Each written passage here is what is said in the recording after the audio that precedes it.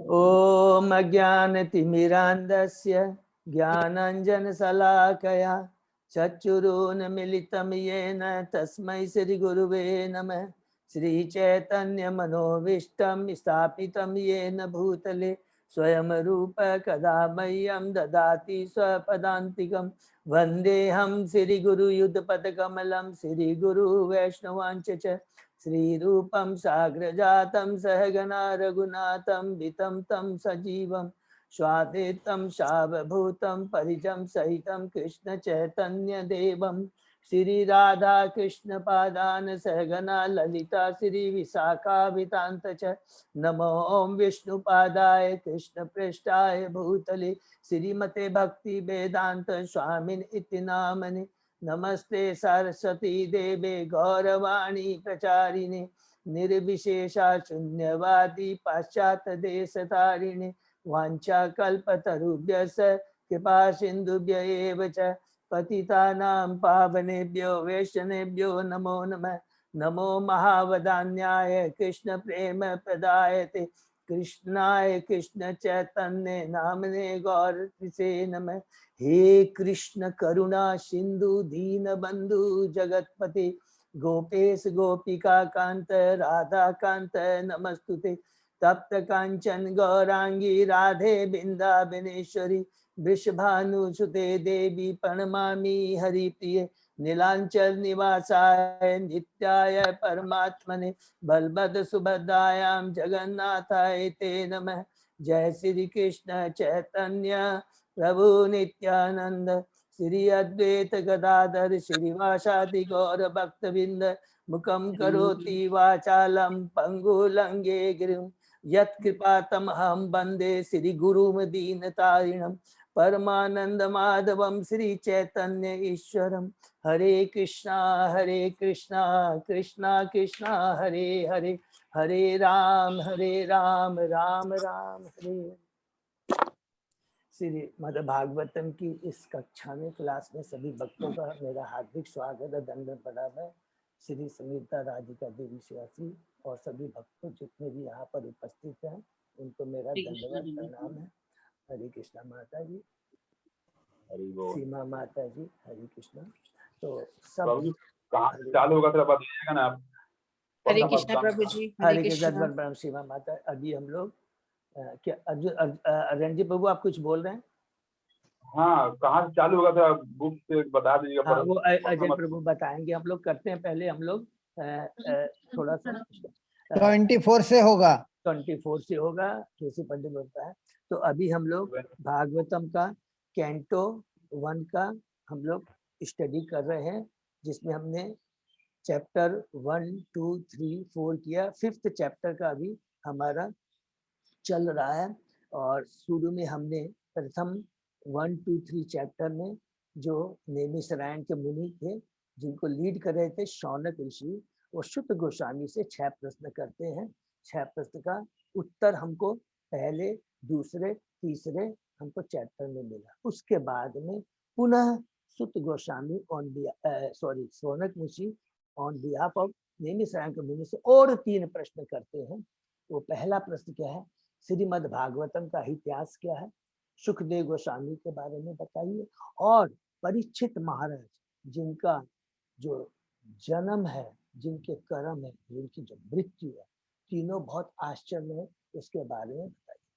तो हम लोगों ने चैप्टर 4 से 5 में प्रथम हमने पढ़ रहे, हम लोग डिस्कस कर रहे हैं भागवतम की इतिहास।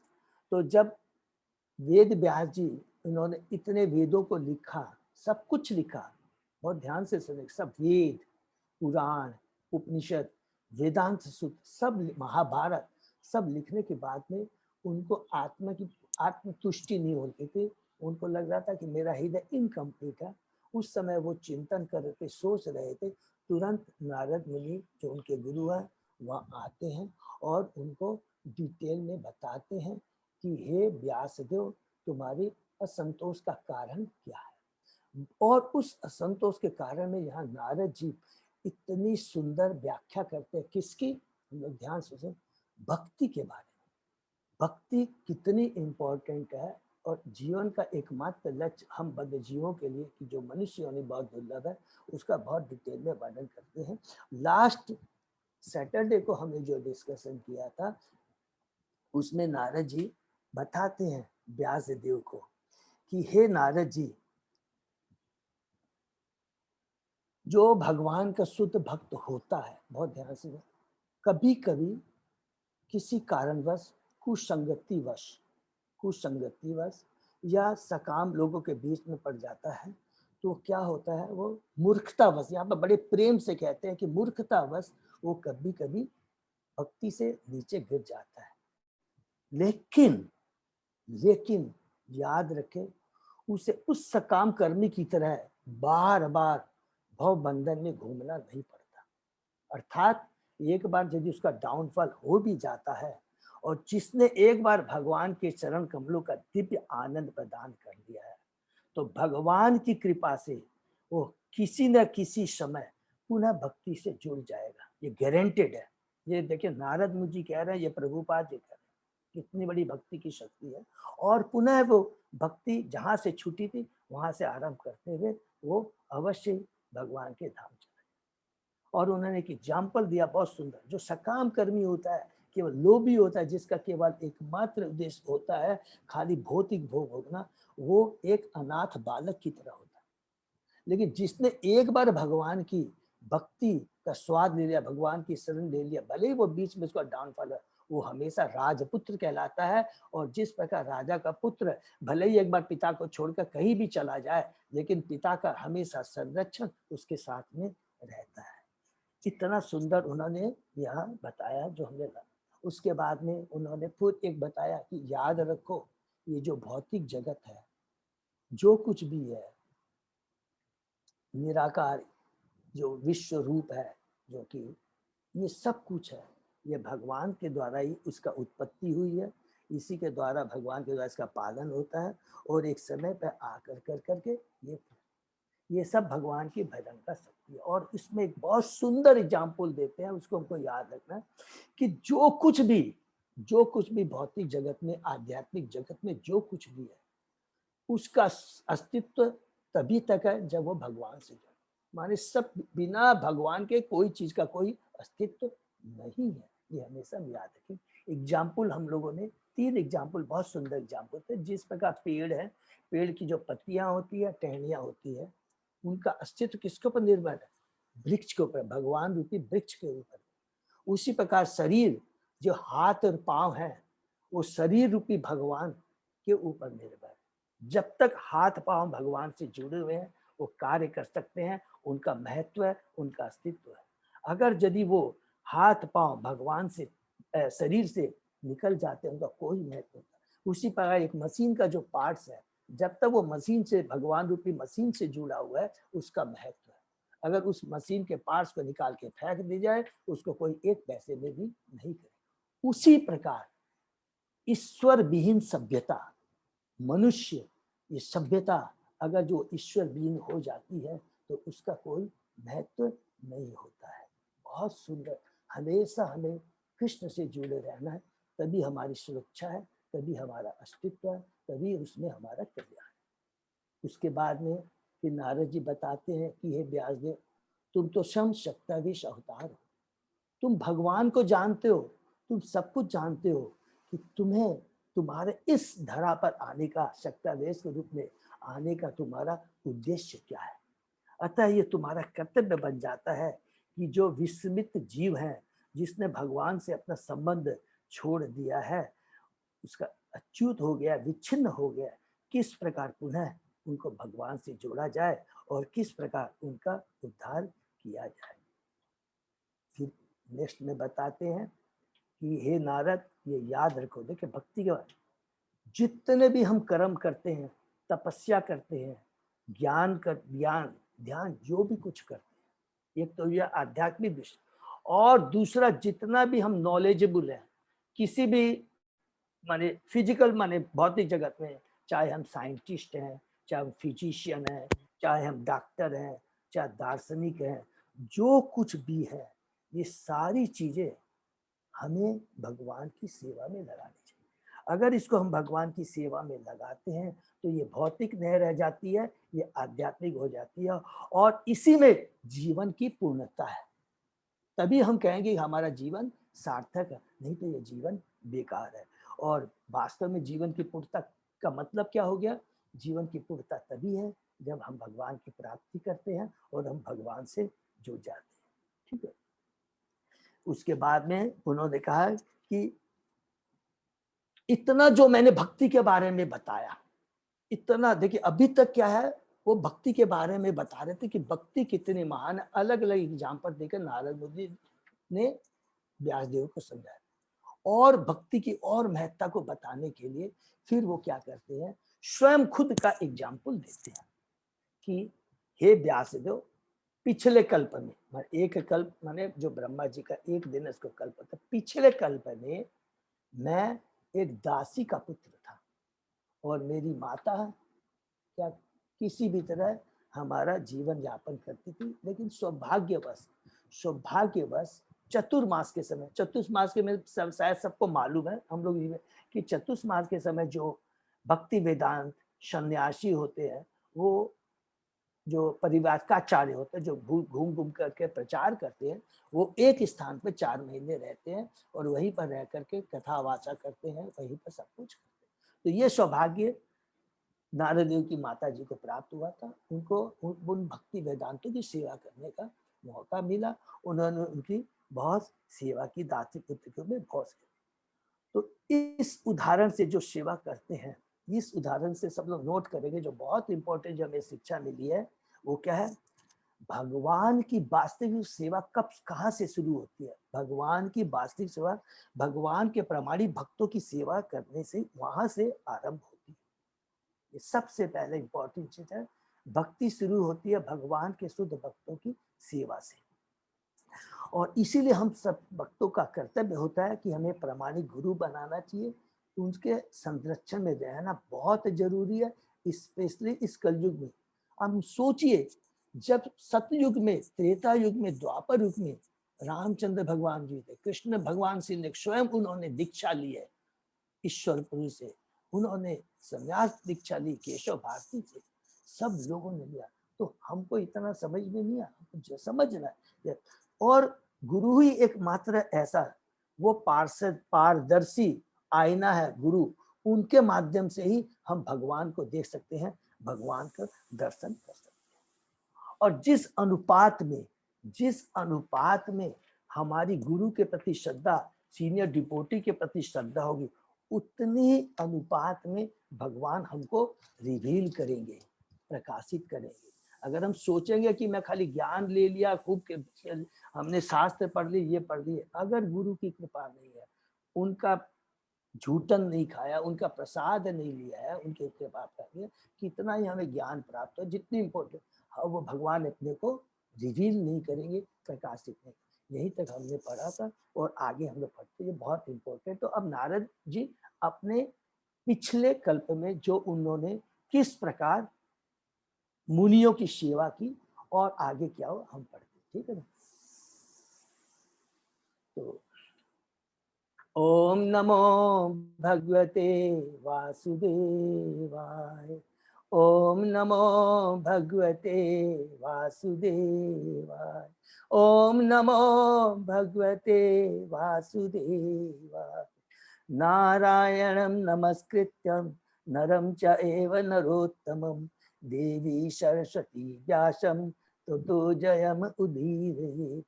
नष्टप्रायेषु अभद्रेषु नित्यं भागवत सेवया, भगवती उत्तम श्लोके भक्तिर्भवति नष्ट की। आराधयो भगवान ब्रजेश तनय, ततदाम वृंदावनम, रमया काचित् उपासना ब्रजबधु वर्गेर्या कल्पिता।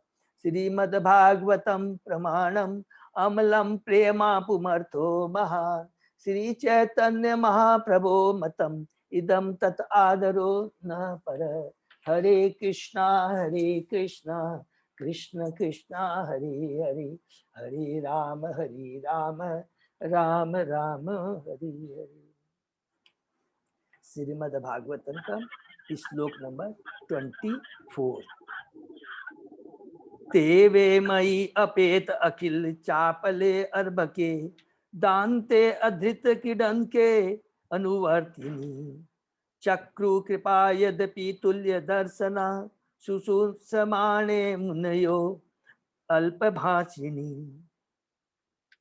यद्यपि वे स्वभाव से निष्पक्ष थे, किंतु उन वेदांतवादियों ने मुझ पर अहेतु की कृपा की। जहां तक मेरी बात थी, मैं इंद्रिय जीत था और बालक होने पर भी खेल कूद से अनासक्त था। साथ ही मैं चपल न था और कभी भी जरूर से ज्यादा बोलता नहीं था। मित्र भाषिता कम होता। तो यहाँ पर नारद मुनि जी अपने बारे में बताते हैं कि मैं इंद्रिय जीत था, हरि बोल। तात्पर्य पढ़ते हैं। भगवत गीता में भगवान का कथन है, सारे वेद मेरी खोज करते हैं। भगवान श्री चैतन्य का कहना है कि वेदों के केवल 3 विषय हैं। बहुत ध्यान से हम लोग पढ़ेंगे। भगवान के साथ जीवों का संबंध स्थापित करना, भक्ति कर्म करना तथा इस प्रकार से भगवत धाम जाने का परम उद्देश्य प्राप्त करना। तो जीव संबंध, अविधेय एंड प्रयोजन। हमारा भगवान से, हम कौन है, हमारा भगवान से क्या संबंध है, भगवान की प्रोसेस क्या है, लक्ष्य क्या है, भगवान से पुनः संबंध प्राप्त करना। और इस लक्ष्य को कैसे प्राप्त करते हैं, जो विधि है क्या है, वो हमें सीखना। संबंध, अविधेय, अविधेय माने प्रोसेस हो गया, प्रयोजन हो गया लक्ष्य, और संबंध हमारा भगवान से वास्तव, हमारा भगवान से शाश्वत संबंध है, जिसे हमें याद रखना। ये देखिए खुद कौन बोल रहे हैं, चैतन्य महाप्रभु ने ये बताया है, जो कि स्वयं भगवान श्री कृष्ण। इस तरह इन वेदांतवादियों से भगवान के शुद्ध भक्त सूचित होते हैं। ऐसे वेदांतवादी या भक्ति वेदांत भक्ति के दिव्य ज्ञान का वितरण निष्पक्ष भाव से करते हैं। उनके लिए न तो कोई मित्र है, कोई और न कोई शत्रु है, न कोई शिक्षित है और न अशिक्षित, न कोई विशेष रूप से अनुकूल है और न कोई प्रतिकूल। भक्ति वेदांत यह देखते हैं कि लोग सामान्य रूप से झूठी कामोद्दीपक वस्तुओं में अपना समय गवा रहे हैं। देखिए बहुत इंपॉर्टेंट चीज है। उनका कार्य अज्ञानी जनता के भगवान के भूले हुए संबंध को पुनः स्थापित कराना। ऐसे प्रयास से विस्मित जीव को भी आध्यात्मिक जीवन का बोध हो जाता है और भक्ति वेदांतों द्वारा प्रेरित सामान्य लोग धीरे धीरे दिव्य अनुभूति के पथ पर अग्रसर होने लगे। इस प्रकार वेदांतवादियों ने उस बालक को इंद्रजीत बनने के पूर्व ही दीक्षित कर लिया था और वह बचपन के खेल कूद से विरक्त हो गया था। किंतु दीक्षा के पूर्व वह बालक अत्यधिक अनुशासित हो चुका था, क्योंकि इस मार्ग पर चलने वाले के लिए यह अत्यंत आवश्यक है। फिर इसमें थोड़ा गैप दे के हम लोग पढ़ते हैं। बालक को भव बंधन से मुक्त कराकर उसे सफलता दिलाना माता पिता का उत्तरदायित्व होता था। यही सफल परिवार नियोजन की विधि थी। इसका उद्देश्य था पूर्ण सफलता के लिए संतान उत्पन्न करना। इंद्रजीत हुए बिना, अनुशासित हुए बिना तथा पूर्णतः आज्ञाकारी हुए बिना कोई भी व्यक्ति गुरु के उपदेशों का पालन करने में सफल नहीं हो सकता, और ऐसे किए बिना कोई भी व्यक्ति भगवान के धाम को प्राप्त नहीं कर सकता। तो वास्तव में जो मनुष्य का, गृहस्थ का बार बार प्रभुपाद जी अपने तात्पर्य माध्यम से बताते हैं, तो ये हमारे लिए बहुत बड़ा एक शिक्षा है कि केवल गृहस्थ का मतलब क्या होता है, कि जब हम शादी विवाह करते हैं उसमें उद्देश्य क्या है, भगवान क्या हमसे चाहते हैं उसको ध्यान में रखना। ये बहुत इंपॉर्टेंट, गृहस्थ बहुत माने प्रचार के कार्य में, भक्ति कार्य में बहुत इंपॉर्टेंट रोल प्ले करता है। अगर उसको अपने उद्देश्य के बारे में मालूम, गृहस्थ का क्या है कि वो चाहते हैं यही शादी करे, विवाह करे और ऐसे संतान उत्पन्न करे जो कि कृष्णमय हो, और वो भगवान का जो उद्देश्य है, उपदेश है, उसको पूरा करे। अर्थात वो भक्ति के कार्य में अपने को नियुक्त कर करके लोगों में भक्ति का प्रचार करे। यही वास्तव में गृहस्थ का कर्तव्य है। तो बहुत इंपॉर्टेंट बात है प्रभुपाद जी बार बार, तो इसे हमें ध्यान में रखना है। ठीक है। तो नारद जी के बारे में बहुत सुंदर बातें यहाँ पर सुध गोस्वामी बताते हैं। ठीक, नेक्स्ट। उच्छिष्टले पान अनुमोदितो द्विजे सकृतस्म भुंजे तत्पाद किल्बिषः एवं प्रवृत्तस्य विशुद्ध चेतसः सतधर्म एवात्म रुचि प्रजायते। बहुत ही सुंदर है। उनकी अनुभूति से मैं केवल एक बार उनकी जूठन खाता था और ऐसा करने से मेरे सारे पाप तुरंत ही नष्ट हो गए। इस प्रकार सेवा में लगे रहने से मेरा हृदय शुद्ध हो गया और तब वेदांतवादियों का स्वभाव मेरे अत्यंत आकर्षक बन गया। देखिए कितनी बढ़िया प्रभु जी तात्पर्य में बात लेते हैं, स्टार्टिंग करते हैं, शुद्ध सेवा संक्रामक रोग तुल्य है। शुद्ध सेवा की से क्या होता है? शुद्ध सेवा करने से एक आध्यात्मिक संक्रामक रोग लग जाता है, किंतु वह शुद्ध भाव में संक्रामक है। शुद्ध भक्त समस्त प्रकार के पापों से शुद्ध हो जाता है। भगवान विशुद्धतम जीव है और जब तक कोई भौतिक गुणों की संक्रामकता के द्वारा उन्हीं के समान शुद्ध न हो ले तब तक वह भगवान का शुद्ध भक्त नहीं हो सकता। जैसा कि पहले कहा जा चुका है, भक्ति वेदांत शुद्ध भक्त थे और यह बालक उनकी संगति से तथा एक बार उनका झूठन खाने से उनके गुणों से अधिभूत हो गया था। ऐसा झूठन शुद्ध भक्तों की अनुमति के बिना भी ग्रहण किया जा सकता है। ऊपर में हमने क्या लिखा था? उनकी अनुमति से मैं केवल एक बार उनकी झूठन खाता था। यहाँ सीधा नारद जी लिखते हैं, लेकिन यहाँ प्रभुपाद जी तात्पर्य में कहते हैं कि ऐसा झूठन शुद्ध भक्तों की अनुमति के बिना भी ग्रहण किया जा सकता, लेकिन ध्यान रखेंगे कभी कभी छद्म भक्त भी होते हैं, अतः उनसे सावधान रहने की आवश्यकता है। ऐसी अनेक बातें जो भक्ति करने में बाधक होती है, किंतु शुद्ध भक्तों की संगति में ऐसे सारे अवरोध दूर हो जाते हैं। तो इससे सबसे अच्छी बात क्या है? बहुत टू बी सेफ होने के लिए हमको क्या है? अनुमति लेकर ही खाने से अच्छा है। ये बहुत अच्छी बात है। किंतु शुद्ध भक्तों की संगति में ऐसे सारे अवरोध दूर हो जाते हैं। नवदीक्षित भक्त शुद्ध भक्त के दिव्य गुणों से लगभग पूरित हो जाता है, जिसका अर्थ है भगवान के नाम, यश, गुण आदि के प्रति आकर। शुद्ध भक्तों के गुणों की संक्रामकता का अर्थ है भगवान की दिव्य लीलाओं के प्रति शुद्ध भक्ति की रुचि उत्पन्न करना। इस दिव्य रुचि के आगे सारी भौतिक वस्तु के प्रति कुरुचि उत्पन्न हो जाती है। देखिए भगवान के भक्तों का संग, उनका उच्छिष्ट खाने से क्या होता है? हमारी रुचि, हमारी सोच, हमारा नेचर सब कुछ क्या है? कृष्णमय हो जाता है, आध्यात्मिक हो जाता है। सारी भौतिक रुचि स्वतः ही धीरे धीरे खत्म होने जाती है। हमें इसके लिए कोई अलग से प्रयत्न नहीं करना पड़ता। अतः शुद्ध भक्त कभी भी भौतिक कार्यकलापों के प्रति आकर्षित नहीं होता। भक्ति के पथ के सारे अवरोधों या समस्त पापों के दूर होने पर ही मनुष्य ईश्वर के प्रति आसक्त हो सकता है। उसमें दृढ़ता आ सकती है, उसमें पूर्ण रुचि उत्पन्न हो सकती है, उसमें दिव्य अनुभूतियां आ सकती है और अंत में भगवान की प्रेमा भक्ति को प्राप्त कर सकता है। ये सारी अवस्थाएं शुद्ध भक्तों की संगति से ही विकसित होती है। यही इस श्लोक का तात्पर्य है। इसलिए देखिए बहुत ध्यान से हमने पढ़ा था, भक्ति के जो 14 अंग या 9 अंग है, जैसे भी समझ, शताम कृत्या, शताम उनकी सेवा करके के श्रद्धा, साधु संग, भजन किया, फिर भक्ति में तीव्रता, फिर अनर्थ निवृत्ति, निष्ठा, रुचि, आसक्ति, भाव, प्रेम।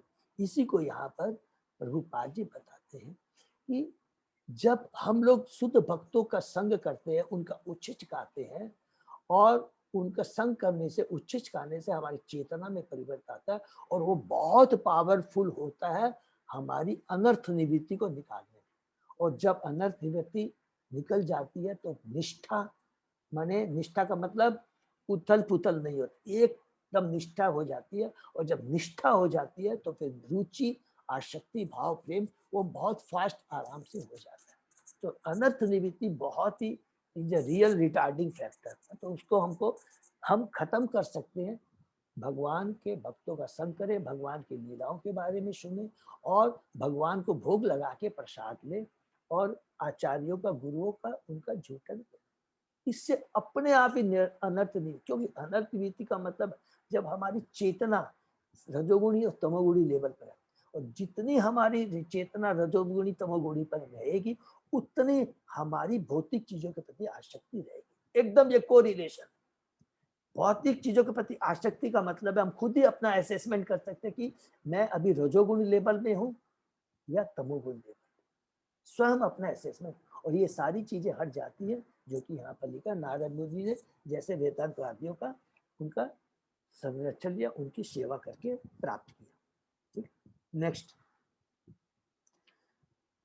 तत्र अनुहम कृष्णा कथा प्रगायतम अनुग्रहेण अश्रवणम मनोहरा तास्रद्या में अनुपदम विसृणवत प्रिय सवशी अंगमम अभवत रुचि। हरि बोल।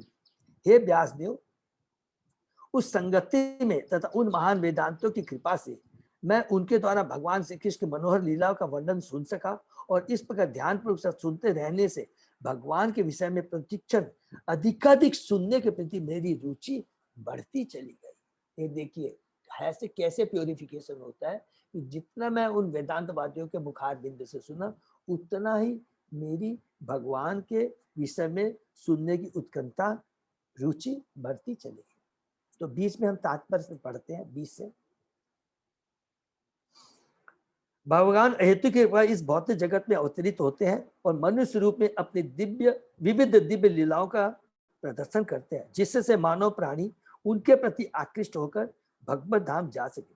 मनुष्य स्वभाव से, देखिए, मनुष्य स्वभाव से लौकिक कार्यकलाप माने भौतिक कार्यकलाप करने वाले विभिन्न पुरुषों के इतिहास तथा उनकी कथाएं सुनने का इच्छुक रहता है जब हम लोग रजोगुणी लेवल पर रहते, किंतु उसे इसका ज्ञान नहीं रहता कि ऐसी संगति मात्र समय का अपव्यय है और इससे प्रकृति के तीनों गुणों से अनुरुक्त होता जाता है।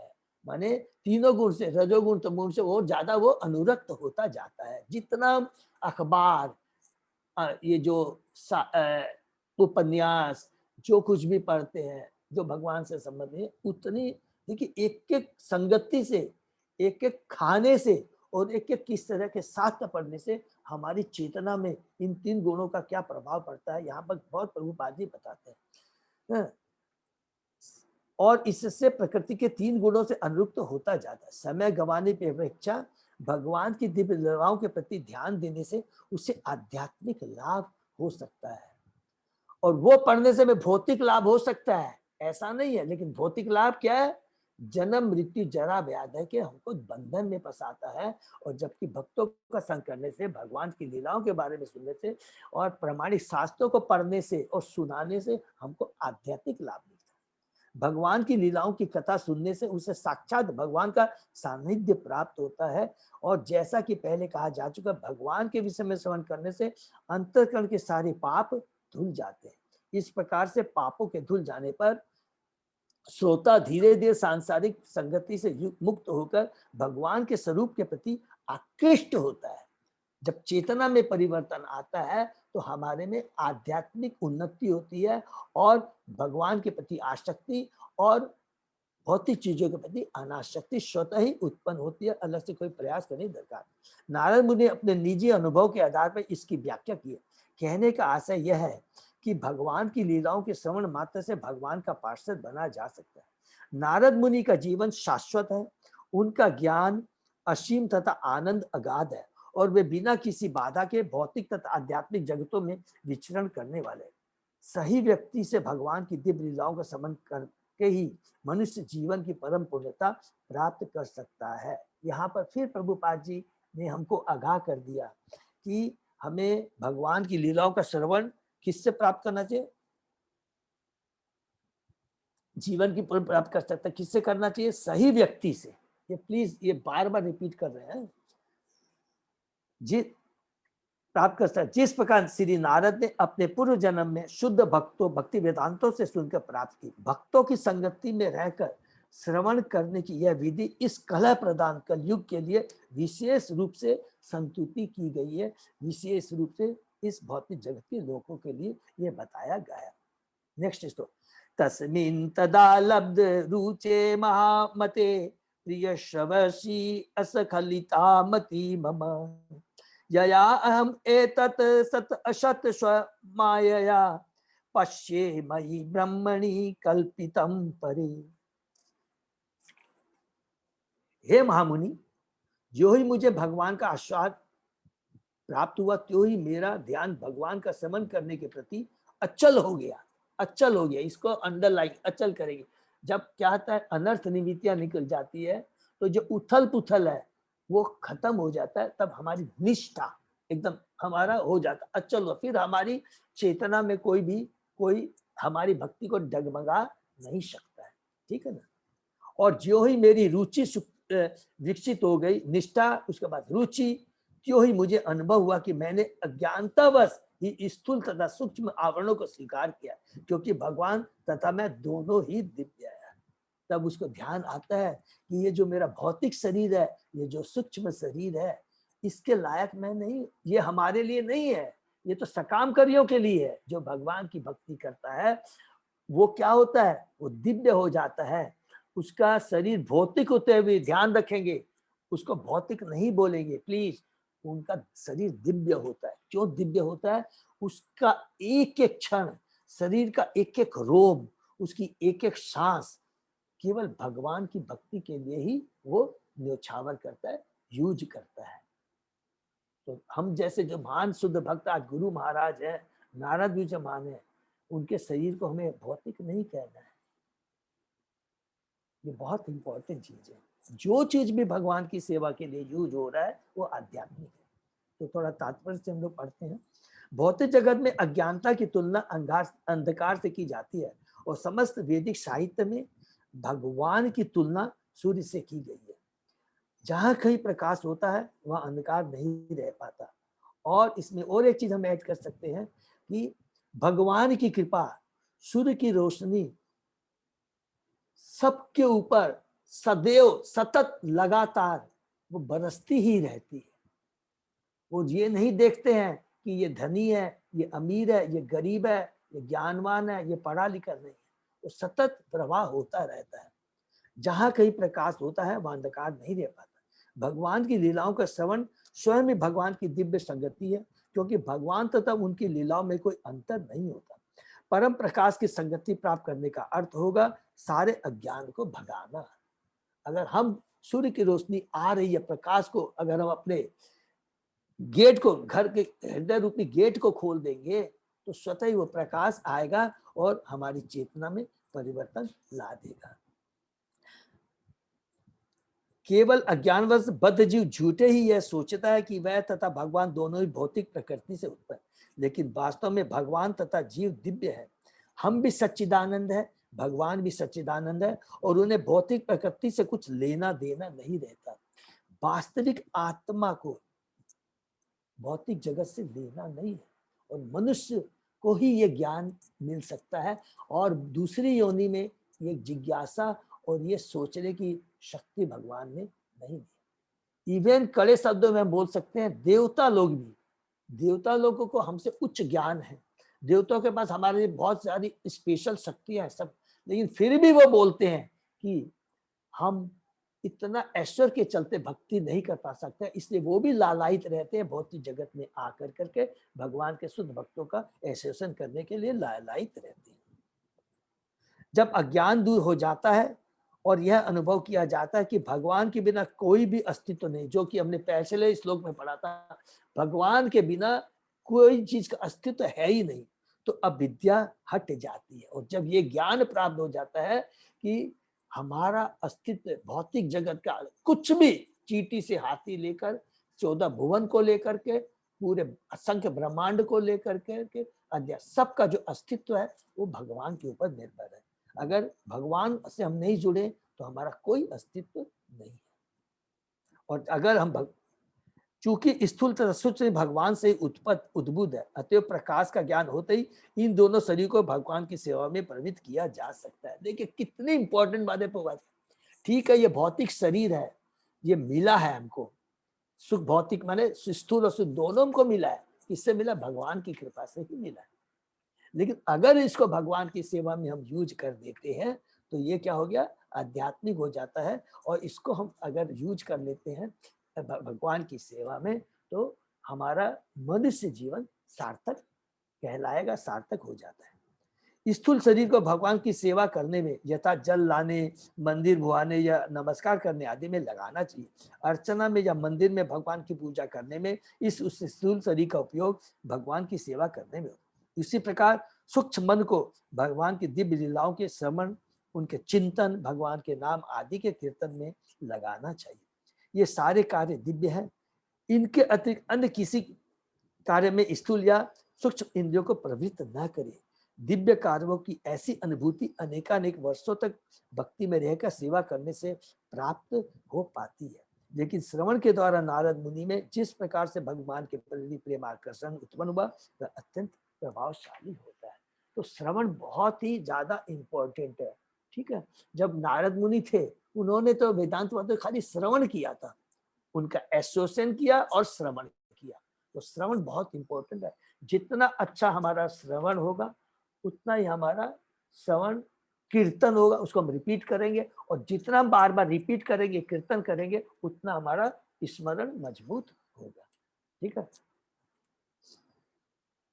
हरि बोल, हरि बोल। इततं सरत प्रावृषिको ऋतु हरे विसृणवत में अनुशवम यश अमलम संकीर्त्यमानम मुनिभिः महाआत्भिः भक्ति प्रवीता आत्मरज तमो उपहा। हरि बोल। इस प्रकार वर्षा तथा शरद दोनों ऋतुओं में मुझे इन महामुनियों ने से भगवान हरि की धवल कीर्ति का निरंतर कीर्तन सुनते श्रवण करते रहने का शुभ अवसर प्राप्त हुआ।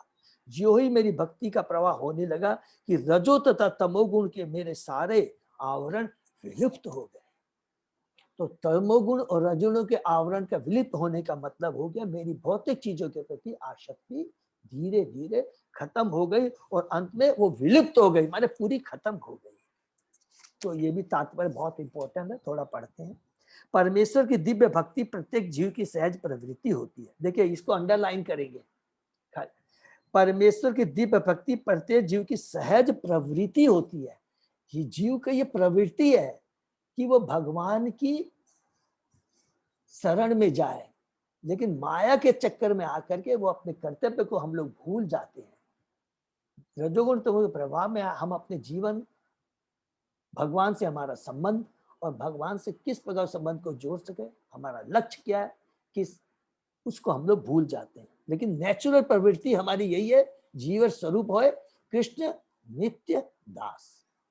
यह प्रवृत्ति प्रत्येक प्राणी में सुप्त रहती है। सुप्त क्यों रहती है? क्योंकि तीनों माया के प्रभाव, रजोगुण तमोगुण के प्रभाव से आने से वो हमारी जो शुद्ध चेतना है वो कलुषित हो जाती है, अर्थात सुप्त हो जाती है। लेकिन भौतिक प्रकृति के संपर्क के कारण रजो तमोगुण अत्यंत काल से इसे आच्छादित करते रहते हैं, अर्थात जो कि हमने अभी डिस्कस। यदि भगवान तथा उनके महान भक्तों के अनुग्रह से कोई जीव इतना भाग्यशाली होता है, इसको भी अंडरलाइन करेंगे कि जो इतना भाग्यशाली होता है, तो हम गर्व से कह सकते हैं कि हमारे ऊपर भगवान की बहुत बड़ी कृपा है, हम बहुत भाग्यशाली हैं। तभी आज हम बैठ करके, हम भक्तों के बीच में हम लोग आपस में बैठ करके भागवतम का हम लोग पठन पाठन कर रहे हैं कि उसे विशुद्ध भक्तों की संगति प्राप्त हो जाए और भगवान के निर्मल महिमा गान को सुनने का अवसर मिल जाए। तो भक्ति का प्रभाव नदी के प्रभाव की तरह होने लगता है। जिस प्रकार नदी तब तक प्रवाहित होती रहती है जब तक उसे समुद्र नहीं मिल जाता, उसी प्रकार शुद्ध भक्तों की संगति से विशुद्ध भक्ति की धारा तब तक प्रवाहित होती रहती है जब तक बच्चा लक्ष्य अर्थात भगवान के दिव्य प्रेम तक नहीं पहुंच जाती। हरि बोल। तो हमारी भक्ति शुद्ध भक्तों के संग, शुद्ध भक्तों के ऐसे एसोसिएशन से ये भक्ति हमें तब तक करते रहना है, तब तक चलते रहता है जब तक हम भगवान के चरण कमलों में अपने को जाके समर्पित नहीं करते थे। जिस प्रकार नदी तब तक बहती रहती है जब तक वो समुद्र में जाकर न मिल जाए। हरि बोल। भक्ति का ऐसा प्रवाह रोके नहीं रुकता। देखिए कितनी बड़ी बात लिखता है, भक्ति का ऐसा प्रवाह रोते नहीं रुकता अपितु यह अधिकाधिक बढ़ता है। भक्ति का प्रवाह इतना सक्षम होता है कि कोई भी दर्शक रजो तथा तमोगुण के प्रभाव से मुक्त हो जाता है। इस प्रकार प्रकृति के ये दोनों गुण दूर हो जाते हैं, और दोनों गुण का मतलब रजोगुण और तमोगुण दूर हो जाते हैं और जीव अपनी मूल स्थिति को प्राप्त करके मुक्त हो जाता है और अपनी मूल स्थिति का मतलब है उसकी कलुषित चेतना क्या हो जाता है, पूरी विशुद्ध हो जाती है, उस तत्व गुण के लेवल में आ जाता है और उसको अपने लक्ष्य के बारे में, उसको भगवान से मेरा क्या संबंध है, मैं भगवान से अपना संबंध कैसे जोड़ सकता हूँ, इसकी विधि क्या है, उसको पूरी अच्छे से क्लियर हो जाती है, उसके हृदय में स्थापित हो जाती है। ये भक्ति का प्रवाह है। तस्य एवं मे अनुरक्तस्य प्रसीतस्य हत एनशः सद्धानस्य बालस्य दान्तस्य अनुचरस्य बालस्य दान्तस्य अनुचरस्य च। हरि बोल। मैं उन मुनियों के प्रति अत्यधिक आसक्त था, मेरा आचरण विनम्र था और उनकी सेवा के कारण मेरे सारे पाप विनष्ट हो चुके थे। मेरे हृदय में उनके प्रति प्रबल श्रद्धा थी। मैंने इंद्रियों को वश में कर लिया था और मैं तन तथा मन से उनका दृढ़ता से अनुगमन कर रहा था। तात्पर्य में जो व्यक्ति शुद्ध भक्त के पद तक उठना चाहता है उनके लिए ये आवश्यक योग्यताएं हैं। देखिए इसको अंडरलाइन कर लेंगे। जो व्यक्ति शुद्ध भक्ति या शुद्ध भक्त के पद तक, शुद्ध भक्ति के पद तक उठना चाहता है उसके लिए ये आवश्यक योग्यता है। ऐसे व्यक्ति को सदैव शुद्ध भक्तों के सानिध्य की खोज करती रहनी चाहिए। उसे छद्म भक्त के कारण गुमराह नहीं होना चाहिए। उसे शुद्ध भक्त से उपदेश ग्रहण करने के लिए सरल तथा विनम्र बनना चाहिए। यहाँ पर भी अंडरलाइन करेंगे। जब भी हम किसी भी भक्त के पास जाते हैं, उनसे हमें भक्ति ग्रहण करना है, प्राप्त करना है, तो हमारी कॉन्शियसनेस कैसी होनी चाहिए, चेतना क्या होनी, पूरी सरेंडर, पूर्ण रूप से सरेंडर होना चाहिए हमें, ठीक है ना, तभी हम उनके ग्रहण कर सकते हैं, ठीक है। शुद्ध भक्त पूर्णता भगवान की शरण में रहता है, वह भगवान को ही परम स्वामी तथा अन्यों को उनके सेवक रूप में जानता है। केवल शुद्ध भक्तों की संगति से ही लौकिक संगति से संचित होने वाले समग्र पापों से छूटा जा सकता है। लौकिक माने वही भौतिक संगति से संचित होने वाले समग्र पापों से छूटा जा सकता है। अर्थात हमने भौतिक संग कर करके जो भौतिक चीजें प्राप्त की है, जो संचित किया है और उसका जो फल हमें मिला है भोगने से, उसके सारे पापों को से छूटा जा सकता है। नवजितित भक्त को श्रद्धा पूर्वक शुद्ध भक्त की सेवा करनी चाहिए। स्पेशली जो नव दीक्षित भक्त है, जितनी वो ज्यादा सेवा करेगा उतना उसकी भगवान के प्रति अनुरक्ति, आसक्ति बढ़ती जाए। उसे अत्यंत आज्ञाकारी होना चाहिए और उपदेशों का दृढ़ता पूर्वक पालन करना चाहिए। ये लक्षण है उस भक्त के जो इसी जीवन में सफलता प्राप्त करने के लिए। नेक्स्ट, ज्ञानम गुह्यम तमम यत तत् साक्षात् भगवतो उद्दितम अन्ववोचन गमीशयन्त कृपया दीन वत्सला। दीन जनों पर अत्यंत कृपालु उन भक्ति वेदांतों ने जाते समय मुझे उस गुह्यतम विषय का उपदेश दिया जिसे स्वयं भगवान देते हैं। हरि बोल। तो वो गुह्यतम विषय क्या है जो कि भगवान स्वयं देते हैं, यहाँ पर नारद जी हमें बताते हैं। विशुद्ध वेदांती या भक्ति वेदांत अपने अनुयायियों को स्वयं भगवान के उपदेशों के समान ही उपदेश देता है। भगवान ने भगवद गीता में तथा अन्य सारे शास्त्रों में निश्चित रूप से यह उपदेश दिया है कि लोग उन्हीं का अनुगमन करें। भगवान प्रत्येक वस्तु के सृष्टा, पालक तथा संहारक है। सारा दृश्य जगत उनकी इच्छा के बल पर अवस्थित है और जब उनकी इच्छा से सारा खेल समाप्त हो जाता है तो वे अपनी सारी सामग्री समेत अपने दिव्य धाम में बने रहते हैं। सृष्टि के पूर्व वे अपनी इसी दिव्य धाम में थे और प्रलय के बाद भी वही रहते रहेंगे। अतः वे श्रेष्ठ प्राणियों में से नहीं है, वे दिव्य है। भगवद गीता में भगवान कहते हैं कि अर्जुन को दिए गए उपदेश के भी बहुत पहले उन्होंने ये उपदेश सूर्य देव को दिया था।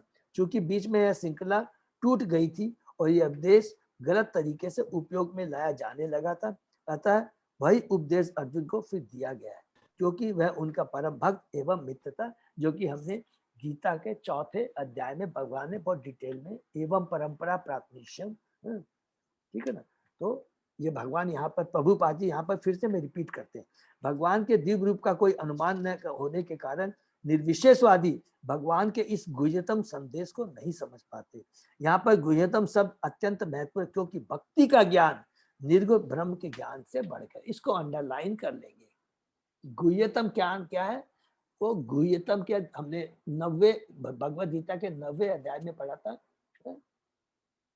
गुह्य, गुह्यतर और गुह्यतम।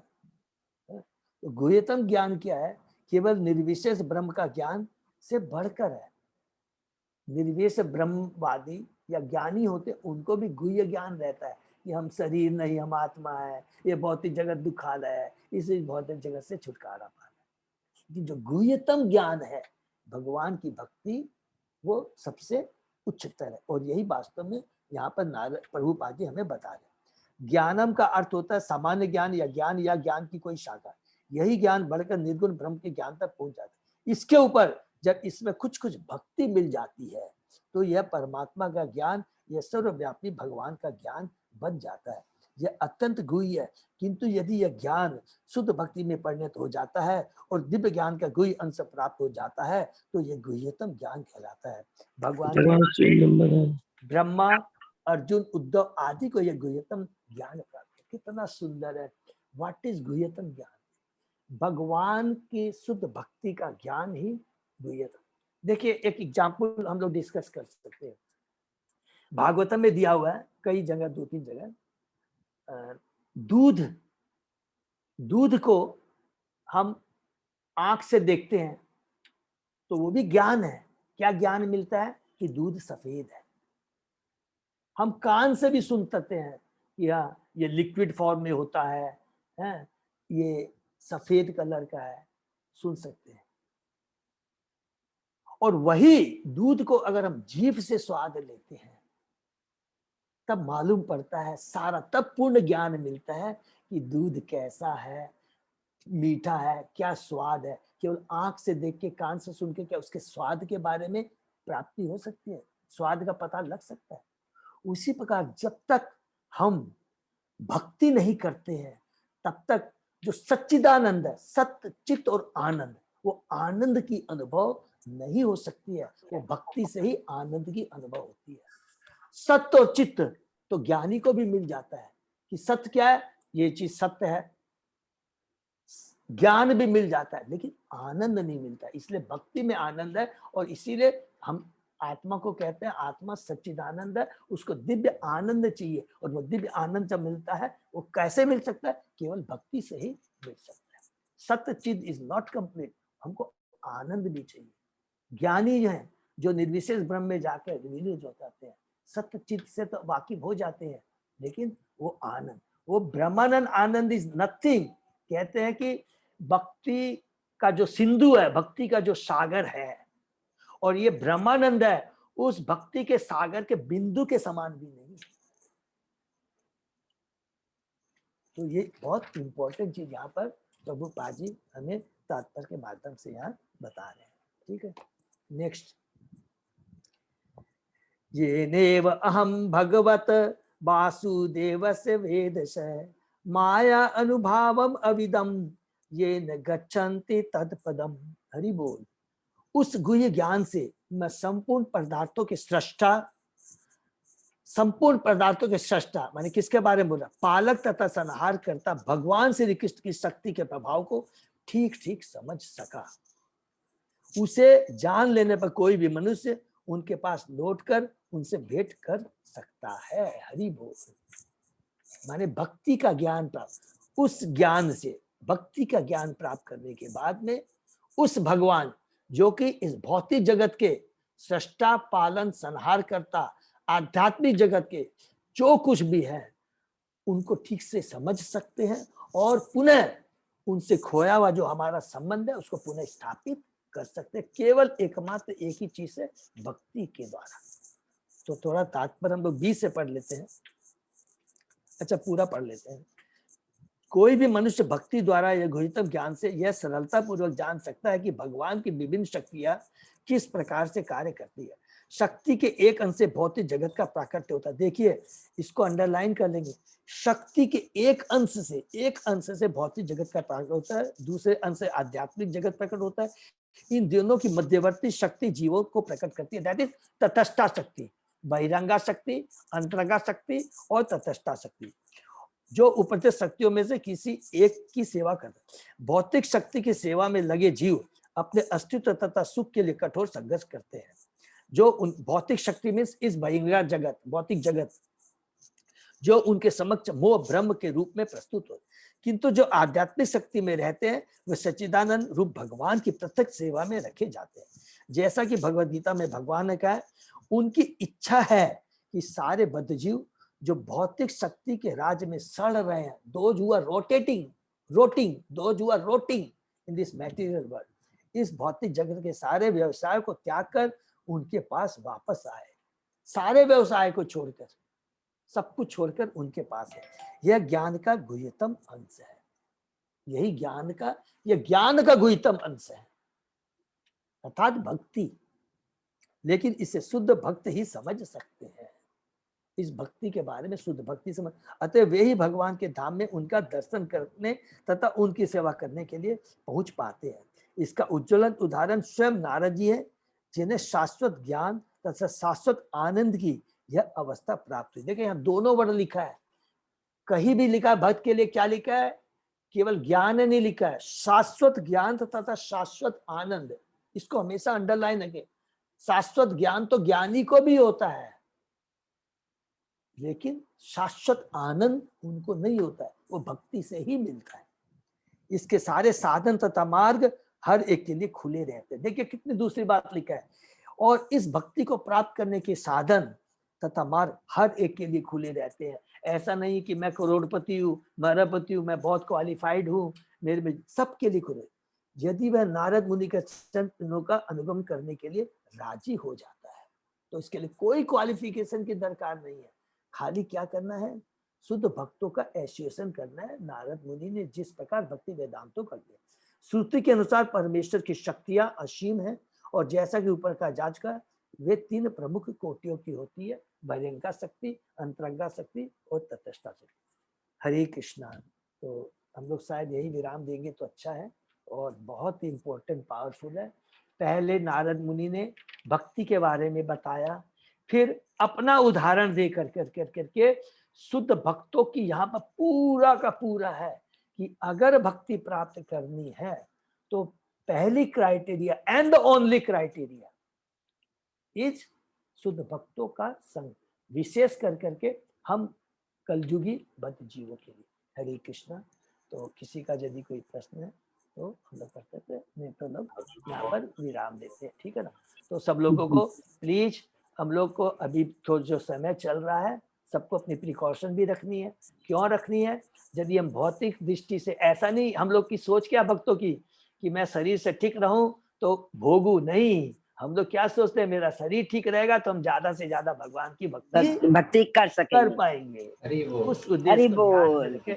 तो यही चेतना को बोलते हैं, इसी को बोलते हैं कि हमारी उच्च कोटि की चेतना और निम्न कोटि की चेतना। तो ये कृष्ण की कृपा है, आप सब भक्तों का आशीर्वाद है, कृपा है कि हम लोग भक्ति कर पा रहे, ठीक है ना। तो हरे कृष्णा। और हम लोग समाप्त करने के पहले एक बार मैं फिर सब भक्तों से प्रार्थना करूंगा, और शायद भक्तों को मालूम है, नहीं है तो जिनको मालूम है, हमारी बहुत अच्छी भक्त है नीतू माता जी, मेरे को पता लगा लास्ट थर्सडे को वो हॉस्पिटलाइज हुई थी, वो अपोलो में थी, और भगवान की अरुण प्रभु ने बताया, मुझे बहुत तकलीफ हुआ, और मैं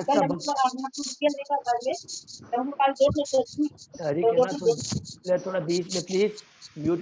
सब भक्तों से मेरी प्रार्थना है, माता जी के लिए बहुत अच्छी भक्त है, बहुत अच्छी सेवा करती है, और मैंने उनसे हम सीखने लायक है कि हाउ टू सर्व डिवोटीज, ये मैंने स्पेशली उनमें पाया है।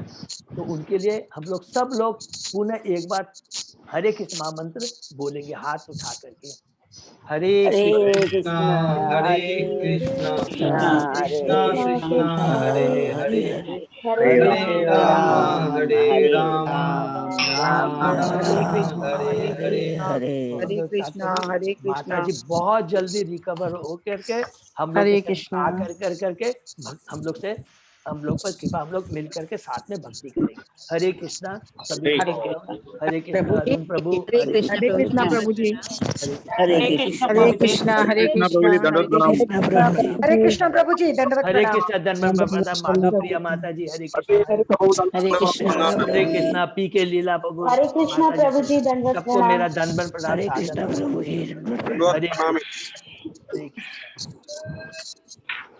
हरे कृष्णा, दंडवत हरे प्रणाम। कृष्णा प्रभु, दंडवत प्रणाम। हरे कृष्णा, सभी भक्तों का बहुत बहुत धन्यवाद। हम लोग हरे कृष्णा प्रभु जी, दंडवत प्रणाम। प्रणाम।